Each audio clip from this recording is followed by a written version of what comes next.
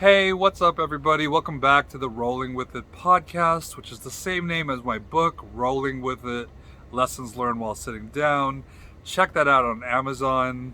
In this podcast, this is the 4th episode of the Rolling With It podcast, so for those of y'all who've been joining me, thank you so much. And if you're new to checking it out, I hope you enjoy it, and definitely check out the previous episodes.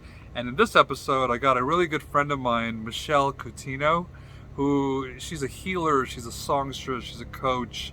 You know, she has really been in the spiritual journey since she was so young, maybe like 10 years old. Her mom was really deep into Ram Dass, and she grew up with those kind of teachings, and it's amazing to have conversations with her, because we always go deep and we always have so much to learn in these conversations.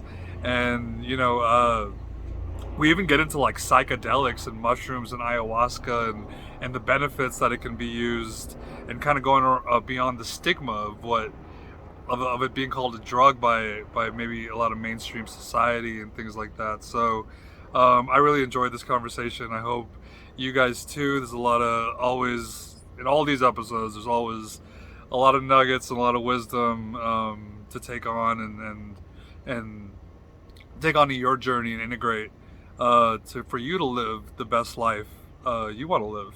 So I hope this is beneficial and helpful for you, and love to hear what you think. Enjoy it. All right, what is up everybody? Back in for another episode of the Rolling With It podcast. Today my guest is Michelle Coutinho, and she is a healer, songstress, and empowerment coach who helps conscious women and men attune to a deeper resonance with their voice, presence, and own their personal power.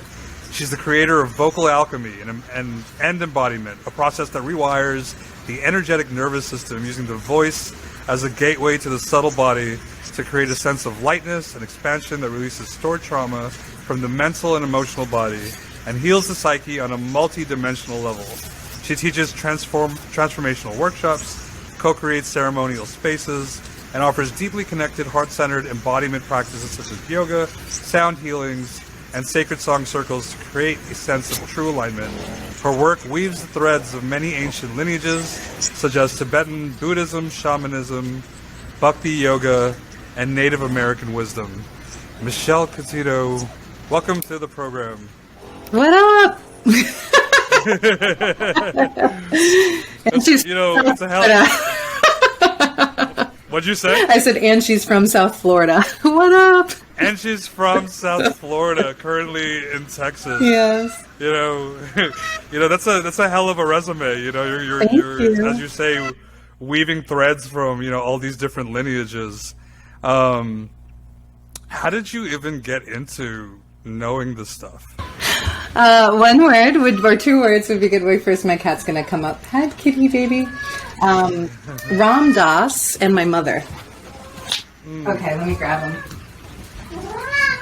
And this cat, God, for like 20 years almost, this cat's birthday is today, actually. Today is this cat's birthday. He's 17. Happy birthday. I know. Okay, so back to the question at hand.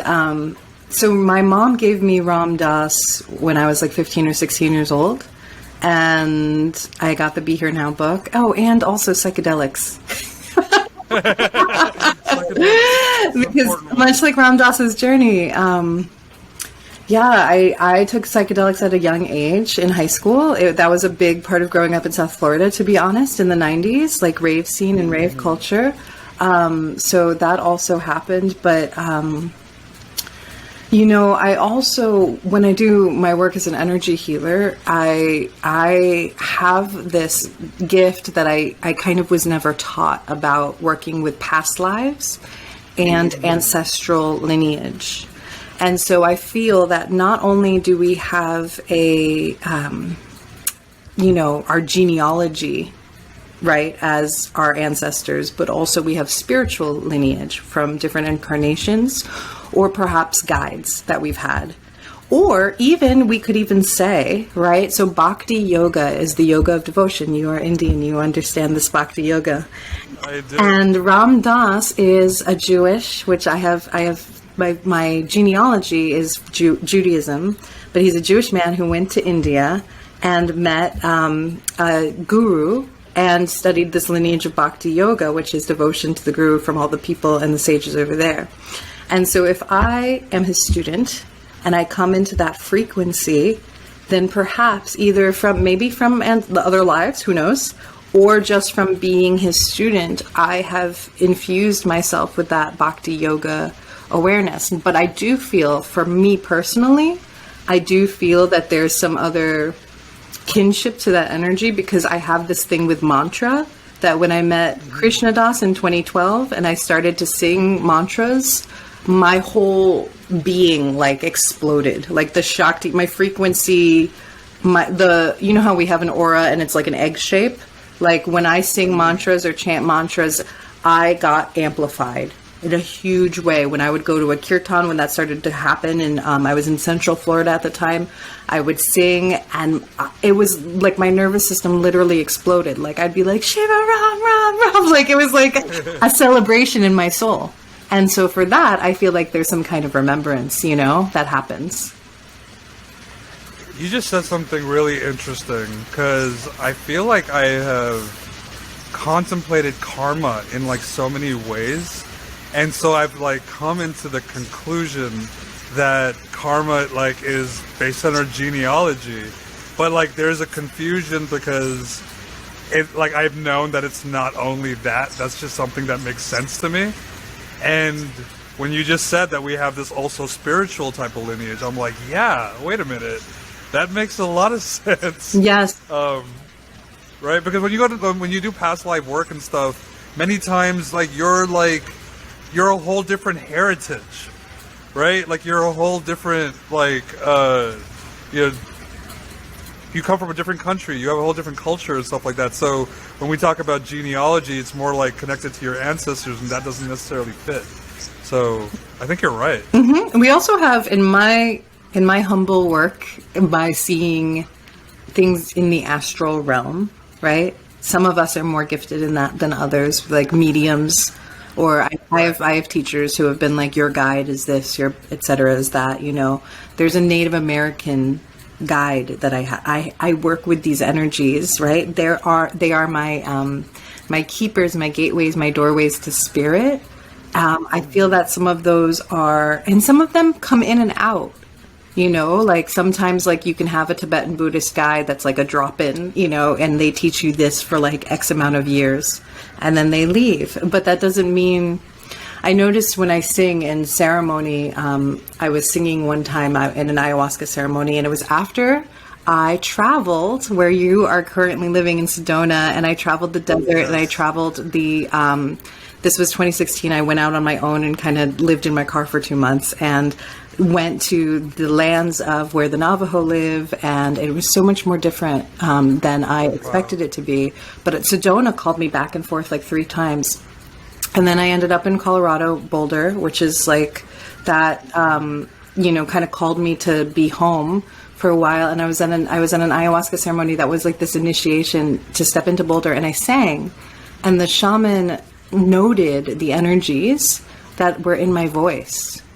And he kind of like bowed to them and made reference to the fact, and I saw while I was singing that we carry the energies of the places that we go, just as much as we carry the energies of the guides and the ancestors or whatever, in lower magic. I mean, I say lower like easier, we think of an intention, right? Like what is the intention that you are infusing into this song?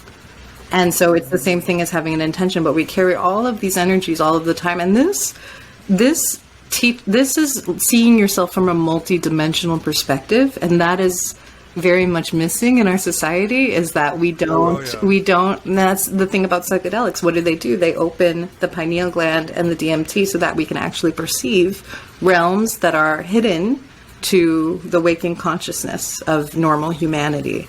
And that's why people are like, oh, you're so far out there. It's like, well, I'm actually seeing a different perception of what is real. And it's here. Yeah. Yeah. They can measure it now with quantum physics, right? Doesn't Dr. J talk about exactly. that? Mm-hmm. Yeah, I mean, it's, everybody lives in this 3D world, and we don't realize that we're actually connected to multiple dimensions, even though we're only perceiving the third dimension. Exactly. And so exactly. And we have a cord almost, like, or a connection, or a transmission. And I feel that when we sing mantras specifically, we attune ourselves to the frequency of the cosmos, because those are holy, vibrational, contextual, like, tones that open doorways, hence the vocal alchemy thing. It's like we tone with that intention, and it opens a gateway or a portal in order to draw down energies from other dimensional and really invite this invisible world, the subtle plane, into our being, and then therefore weaving together the koshas, the physical, the mental, the emotional, the spiritual. It weaves it all together, and then we walk in a different way in this world. That's the true alignment that you mentioned in the bio when I talk about, like, we are in our true alignment. The Shakti is grounded to the earth, in like open to the sky, and then centered in the heart. And then from there, I walk as if I have wings, and I am a multidimensional being in a 3D world, hopefully with reverence for all things, and generous and compassionate. Not all the time, because I also have a personality, and in my own past life stepped in my karma to go through. But we do the best we can to weave all of these together so we can be a whole, integrated human being. And when you say that, when you talk about, like, vocal alchemy, and when we're, like, tapping into these higher frequencies, we're essentially antennas. 100%. Right? We're antennas, we're picking up frequencies, and you get downloads or visions or guidance. It's all, like, the more and more we do this work, right, it's kind of this combination of releasing energy, right? Releasing not only our traumas, but our karmic stuff and past life stuff or whatever. And then the more we do that, we have this kind of stronger antenna, this stronger container that's bringing in more of these energies and this perception. Yeah. Right? This multi-dimensional perception. Yeah, I was teaching I teach every week. I teach on Insight Timer. It's 9 a.m. Pacific, but today I made it at p.m. instead. And so I went on Instagram, since I was all set up. I had all my bowls and everything, and I did a meditation on Instagram. I'm Michelle Infinity, for those of you who are called to follow me. And I said that when we clear the energy in the chakras and when we ground into the earth, the space that we're creating is more for our soul to anchor into our body. And this work that we're talking about, the healing path, right? Excavating the karma, etc. That's the dharma. That's the obligation we have to. That's like the work of being incarnated. And the more that we do that, the more light we can become. So we're really, like, bringing our. I feel like I've got a vision of this where it's like my soul. More of my soul exists out in the cosmos than it does in my human being.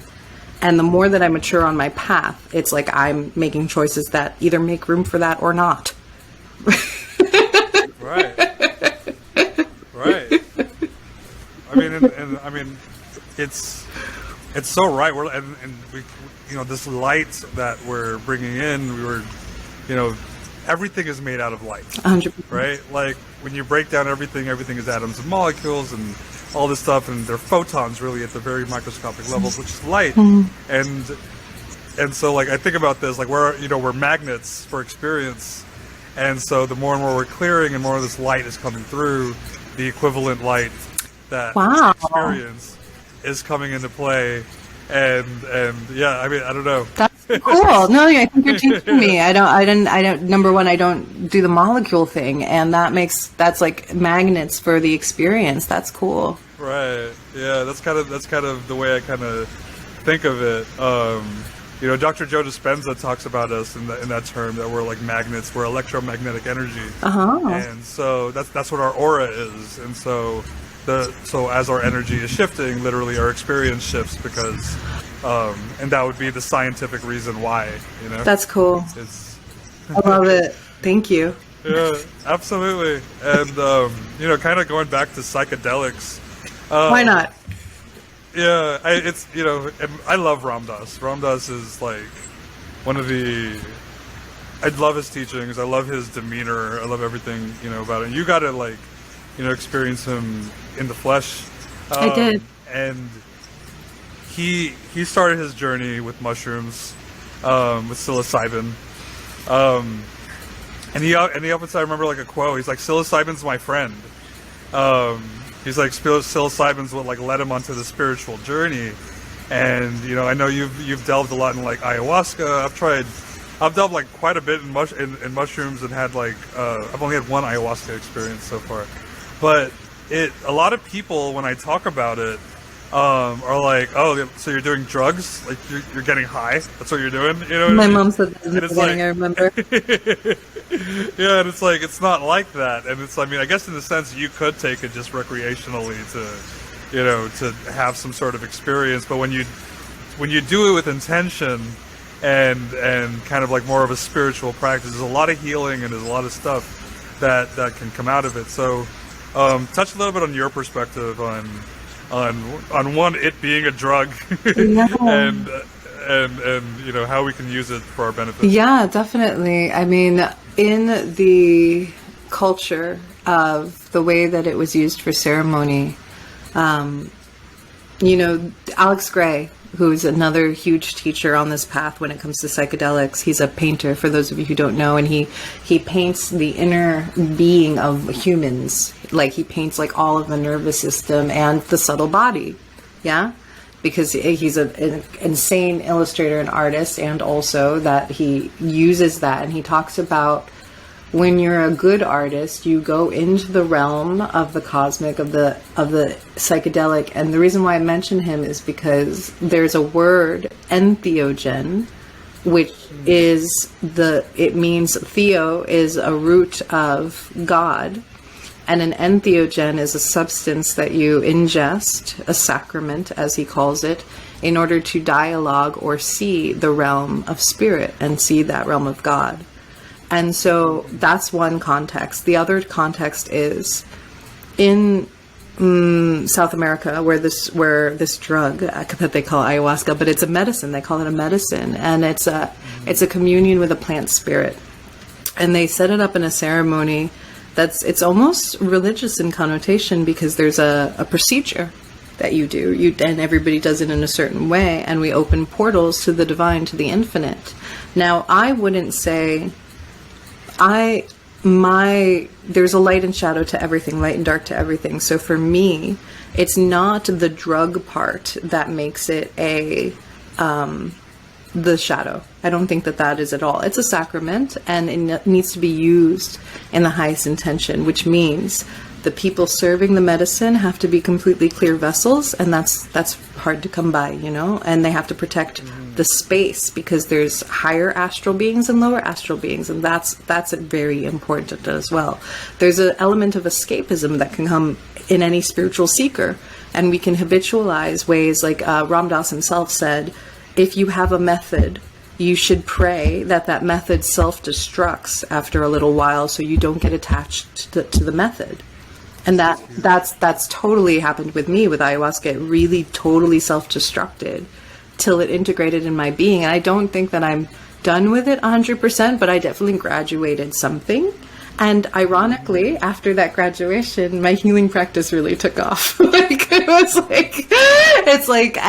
I work with, and these are things that I did even before ayahuasca. I was doing energy healing, when I was a baby intuitive oracle reader, before I had a more mature womanly coaching practice. Yeah. But again, your first question about weaving all of these things, we go into these schools, I feel, if we're a spiritual aspirant, and we grok, we take the medicine of all, Ram Dass, of ayahuasca, of shamanism. I wove it to things that I was naturally doing that no one taught me. No one taught me energy healing, and I kind of came into this life knowing how to do that.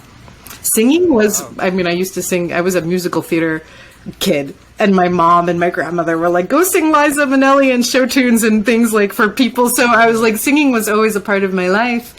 But when in 5th grade, they told me to sing the graduation, for graduation, and people were crying. And just this morning when I was doing the Instagram live, one of the women, actually she's in our circle, she was sacred tears, And I was like, oh, I know that that's a Dharma piece for me. I sing and people release emotion. I ding the bowl and guide them. And I did that when I was 10 years old. Wow. You know? But when I went into the ceremony, what is the ceremony with the shaman? He sings the whole time. And what are people doing? Whoa, they're releasing all Right. kinds of things. When you're an energy healer, you learn how to direct energy also. So it was like a school for something tangible of things that I was never taught, that I got to see how someone who dedicated his whole life very masterfully for 20 years and learned from the highest ayahuasquero. They write books about the person who my shaman learned from. So it was really beautiful for me, and it self-destructed. It totally changed on itself, and the energy it became like, oh, that time is done. I don't need to be a part of this circle anymore. And I think that happens with all of us, with coaches, with schools, with any kind of thing we're a part of. We mature, and then especially if we're a teacher, then it becomes something that we teach, and then we've integrated it so much into our being, so I relate to that actually a lot in like a lot of different ways. Like I said, I've only done ayahuasca once, and for me with mushrooms, it used to be like this recreational thing that I used to do for fun when I was younger, and then it kind of evolved into something I do once in a while.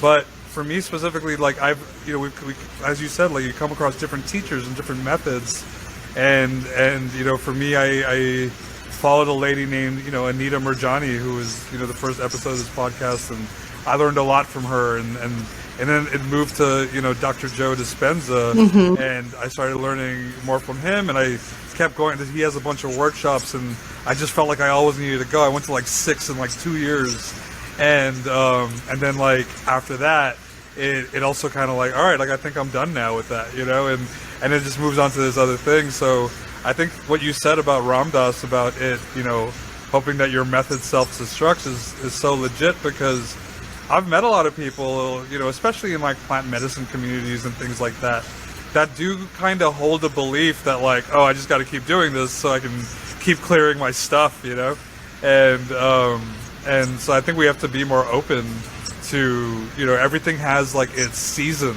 in a sense, and in your journey, and it's not that you're ridding it or whatever, but just like a drug or anything that you can get addicted to, right? You can get addicted to workshops, you can get addicted to ayahuasca, or so like whatever. I don't think I'll ever not be addicted to workshops, but I did get the hit recently to stop taking classes so much and start teaching more often. Really step into that role. So So anyway, not to cut you off, but yes. No, and I mean, just on that note, like Ram Dass, probably he learned a lot from his guru and like his teachings and stuff, but eventually got to a point where he was just him, and kind of teaching his stuff.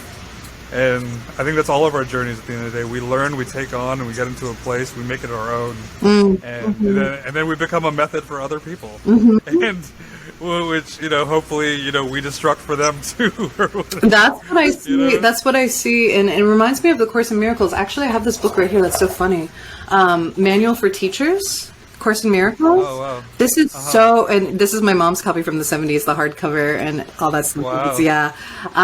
So this, so Marianne Williamson, right, who's somebody I look up to, I have great respect for. I mean, the woman ran for frickin' president. What, cojones to do that, you know what I mean? As a spiritual, and to take as a spiritual woman, and to be made fun of on that level globally, and it was amazing to me how as soon as she stepped into the light, people were like, she's a witch, and calling her. And I have that whole thing. I have a witch wound meditation for all of you budding priestesses out there who feel like you're either shedding the demonization of that word, because it's amazing in this patriarchal consciousness that we live in, how stones get thrown legit at you if you're a woman of magic, if you're a wise woman. And so when Marianne Williamson ran for president, that's exactly what happened to her. And all these memes came up about how she's a crystal lady and she's not serious, and why. It's because she had an element something different. And she was not invited, which ostracization, is that how you say that word, happens again with these priestess archetypes of women. I am very familiar with that, as I am one. But all of the women were invited to be on the cover of Vogue who were running. There was like 10, 15 women, and Marianne Williamson was not invited. And it's like, of course. And somebody commented like, oh, the one who's the smartest or who's the most attractive, like they don't, Tulsi Gabbard's also very attractive. So I don't think it was like that. But I do feel that there's a certain magical tone to women of a temple space, of a priestess energy that they call something else. And I also feel like that's very threatening to our common culture. So I have a witch wound meditation on my website, which you guys can download for healing for that. But this manual for teachers, so she teaches A Course in Miracles, which is why I went on that rant. This talks about how everyone, like us, who's like a light worker, who would identify with the term light worker, is a teacher of God. And they use the word God. But it's really about how in concentric circles, it ripples out. Like, you live love. You forgive your brother. You become that. And then your students appear magically. It just is. It's already been assigned. As soon as you're ready to take them on, they come to you, and then they teach. And it's the same thing, and it really just goes down a chain, a whole entire chain of people who are lifting the vibration of the planet. And so I'm rereading this right now because of that. So wow. I just wanted to, and then I had my little soapbox of priestess witch moon soapbox. Yeah, well, The witch wound's interesting, right? Like one with Marianne Williamson, I just wanted to add that, like, she was preaching love, like on the presidential stage, and was getting ridiculed for, hey, like, we should love each other, really? Like, you know what I mean?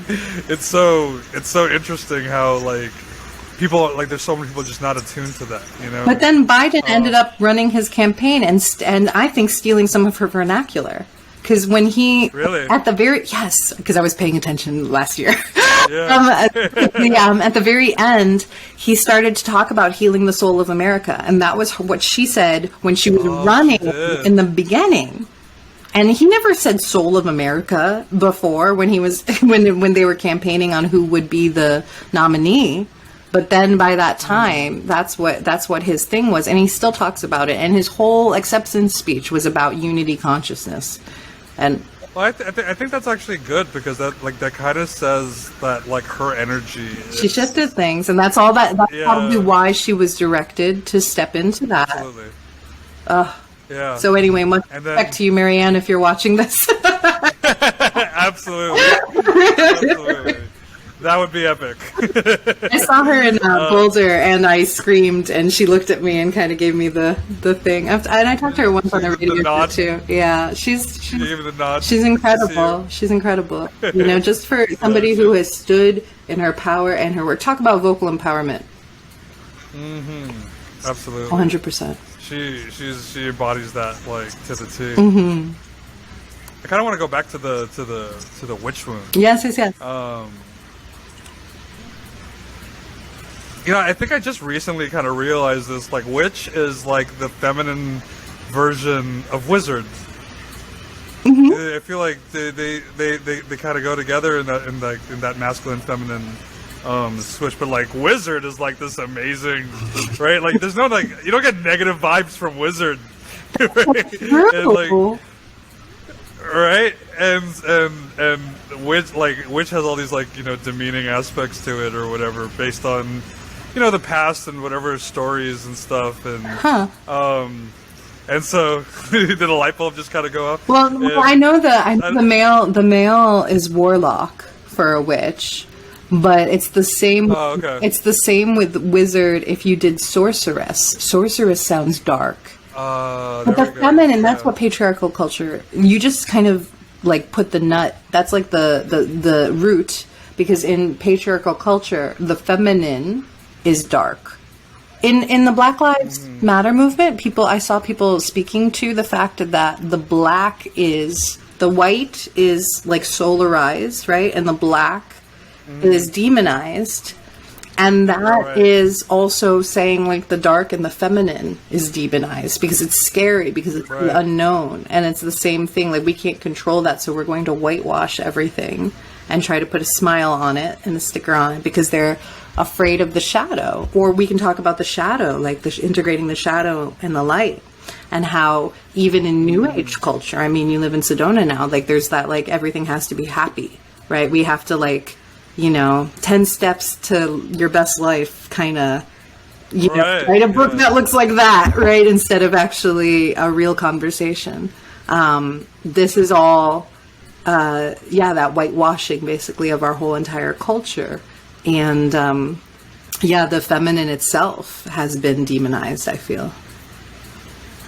Yeah, and so when you say the witch wound, and you had the witch wound, and a lot of people that have it are people that maybe are into tarot cards or like getting into some sort of spiritual energy play, but also feel shamed by it because it's got some, and it's almost like I feel like I've spoken to people, and it's like they don't even like that conscious of it, but it's like they just don't want to tell anybody. They just want to keep it kind of like under wraps because it's this whole idea that that witchism is wrong to some degree. Or Am I getting that right? they will be. It's a survival thing that they will be persecuted. So they remember on a cellular level, or I could say, remember on a cellular level that it is not safe if we show up in our wisdom and in our power. It is safe if we show up as a woman, like in our sexuality or in our to a certain degree. It's like if we show up in a certain container of what has been accepted by society as a woman, then, and we don't go beyond that, then that person is Right. favored. That's called privilege. Right. But if we are an outsider, if we have a sense of magical, if we have attuned, like we talked about this beginning, to the astral or multidimensionality, that is not so much, that is threatening to people because it's actually threatening to the ego, right? Because it's saying that there's more to life than the eye or commerce or capitalism or superficiality or get rich quick or more now fast, which these are all like very, I think I'm just sounds like I'm talking about America. I mean, I think it exists everywhere to some degree, but like, yeah. America has expanded capitalism pretty much globally, Yeah. and everything. So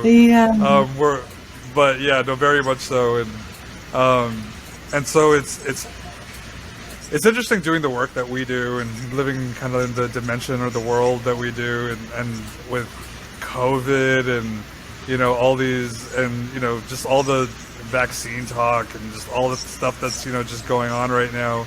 There's a lot of like divisiveness, right? There's a lot of different opinions. There's a lot of like stuff, and it's all just very 3D, right? And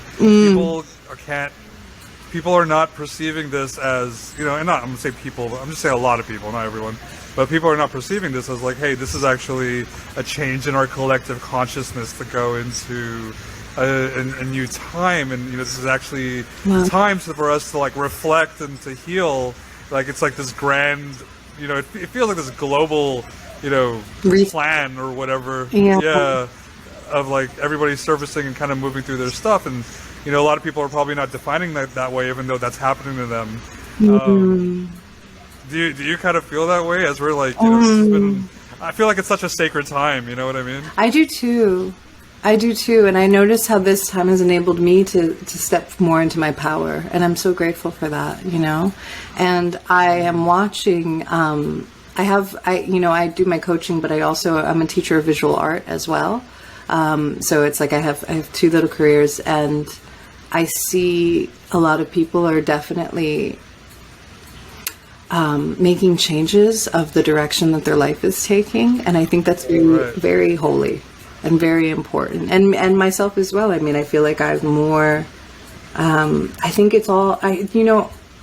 To circle back to the teachers and A Course in Miracles and being a teacher of God. I think that we are called, and then times like these happen, almost like it's not an accident. Yeah. So the crisis occurs and healers are almost energetically invited to step in, and they kind of simultaneously balance each other so that as the old systems continue to break down and the new paradigm continues to get built, it's like it's all in perfect sequence. And I feel like throughout Trump's presidency, and I feel like also throughout COVID, all of this is alerting the people who are more in the collective consciousness that the systems of the old are not stable or not safe. Mm-hmm. And then from that alert, their hearts are opening, and then they are more looking for answers. And people like you and I, or whoever, are kind of people have been doing deep inner excavation, becoming more light in their bodies, just like we were talking about, bringing their soul more. We now can hold, because I mean, geez, like, you know, I've been through some trials and tests. You've also obviously been through some trials and tests. And therefore, when people come to us and say, my life here is not working anymore, it's crumbling. I thought this role would make me feel satisfied. I thought this job would make me, but it doesn't. And then I'm like, oh, you're actually not in your body. Let's get you like a little bit more connected to your body. Oh, you're carrying ancestral trauma in your chakras. Let's sing into that and move that energy. Let's shapeshift your I don't know how to say it, your what are the right words for that? It's like what you're carrying right now in your experience, whatever that is, your energetic body. Your baggage? Yeah, like your invisible energetic body that you're carrying is no longer in right alignment with the consciousness. This happens a lot on the spiritual journey that you possess. And you need to do clearing and reintegration in order to be in a new space. And then you'll make totally different life choices. Right. And I feel like it's never ending. No, I think that's the point of life. The initiations never stop. And especially for those of us who are on the wave of ascension collective, like the people who are really riding these waves and being way showers of, like who have volunteered to be the keepers of the new paradigm of consciousness, I think that we ride the roller coaster of eclipses and new moon and full moon and this energy and that energy and lessons and all of these things. Because I feel, I mean, I definitely am a teacher who is in it also. Like, I'm not immune to these lessons, you know? I think that I can only teach because I experience so much. Right. I totally agree. And it's just, as we keep releasing and doing this work, we're like we're tapping into higher states of consciousness, and the journey just keeps unfolding in really interesting, magical, and adventurous ways. I don't know, I can't live any other way anymore, you know. So it's I actually, you know, when I know I'm kind of moving through something, I just know that more is coming. That's beautiful. Yeah. And so you're a coach, you're the vocal alchemist and you know, all this stuff. I am. So what, like, you know, what can people expect from like working with you? And what is that offering? Okay, sure, yeah. My work, it really revolves around the soul. So I've been a little bit like, I don't know, dicey about it lately, where I'm just like, it's not all rainbows and butterflies. Like, there were not, like, I think it's this, was I saying this on another podcast? I was like, I'm not pretending to be a healer. Like, we actually do things, you know, it's not just like easy, but it's not painful, but it's deep. My work is deep. I think that's what I want to say. My work is very deep. And I use the chakra system as a gateway for releasing trauma, releasing past trauma, past life trauma, childhood, ancestral, whatever needs to come forward. Sometimes, you know, your guides, your angels, etc. come through. The work really happens on its own. It's really beautiful. I hold space and we kind of do an energetic dance, and it's a little bit of an attunement and a transformation, and emotions get released through conversation, and sometimes we do embodiment practices, which is why I call it Vocal Alchemy and Embodiment. But really, truly, it's a transmission. It brings you more into the heart. It brings you more into your body. It takes away congestion and stuck energy in the body. It's very shamanic in that way. It's an energetic transmission that shifts your frequency. And then there's aspects also that I teach if people want to bring more into their voice, if they want to share, sound healing, or there's a musical component. I can definitely do that. But more and more, it's helping women move who are in the highly masculine, and I'm actually writing a program for this because a lot of my clients who are coming to me are like hyper masculine, I figured out the world kind of women, but they've lost a sense of inner connection to the goddess or to their heart. And so helping women move from the head to the heart, especially if they're parents or whatever that is, where they're like on the go so much, it's a blessing and a curse for me that I kind of don't, my nervous system just doesn't operate that way. I'm highly, highly feminine. And so I'm doing a program in the fall called Surrender. And it's going to be a program that I'm specifically birthing to take women through from moving to the head to the heart, and hold space for that. And at the end of the summer, I'm going to be doing the mantra workshop, because I love mantras so much. I talked about that. But these are also ways to attune the nervous system through prayer. So a whole nother aspect of my work is allowing yourself to be a conduit of prayer, like really allowing yourself to be a healing, a blessing, everything that you are in vibration. When we are attuned to the infinite, when we are centered in our heart, when we show up in our true alignment and do the necessary clearing, we can actually show up as a prayer and a blessing, and then use our voice and our intention as a conduit for healing whoever is in front of us. And that is like the highest dimension, I feel, of my work as well. So there's things that I do for God, right? That part would be for God. Things that I do for the women who are before me. Another part is helping people, masculine and feminine dynamics. That's a lot of my inner work, and really repairing everything we spoke about with the patriarchy, and helping women reclaim their power from that, from the witch wound, all of those ancestral forces, also sometimes from abusive relationships that they've been in. A handful of my clients have had that experience as well, and helping them like kind of reclaim their power and reweave that and take that forward so that they can clear themselves. So I definitely have multidimensional work, and I work, right now it's in 3-month containers. So if people want to reach out to me for that, but that's what I say, it's definitely a journey. And I say also, it's not for the faint of heart. It's real. This is real. I'm very sincere and in service, and I love deeply with my bones, like this work that I do and hold for the space that I hold for others. It's a privilege. I'm amazed and overjoyed and so grateful that I get to do it. It's amazing. I'm so happy. And all of the work I've done my whole life, it's kind of gelled into this form, and it's just, I love it. Couldn't be happier. I can totally relate. And, whenever I work with people and I see the healings and stuff, I'm just I helped this happen. Yeah.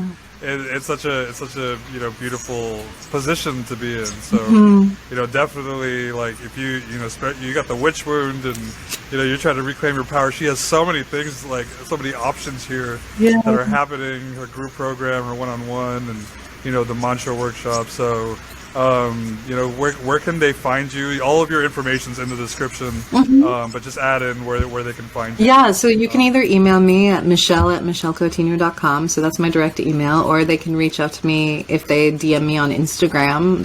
I'm there a lot, so you can hang out with me there. And then my Instagram handle is Michelle Infinity. So those are the basic, easy ways to access me. On my website directly, it says apply for one-on-one work. And if you do that, then I will reach back out to you as well. Sweet. Awesome. Thank you so much, Michelle, for joining me on this conversation. Thank you. I feel like we always have a great time, and it's just so fluid. I love it. Good. Me too. I love it. Yeah, anytime. So, I look forward to our next conversation. And thank you. And until next time, you guys stay tuned for the next episode next week for Rolling With It. Rolling with it. Woo!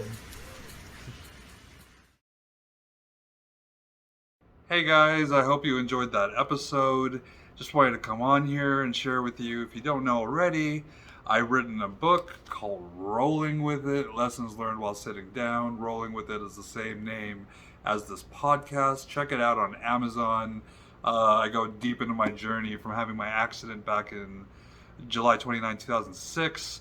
So, and really that being the catalyst to my spiritual journey. And I go deep and I'm raw and I'm real and I share with you all my experiences and all the things I've learned along the way. So definitely check it out, guys. Rolling With It, Lessons Learned While Sitting Down. Have a great rest of your day.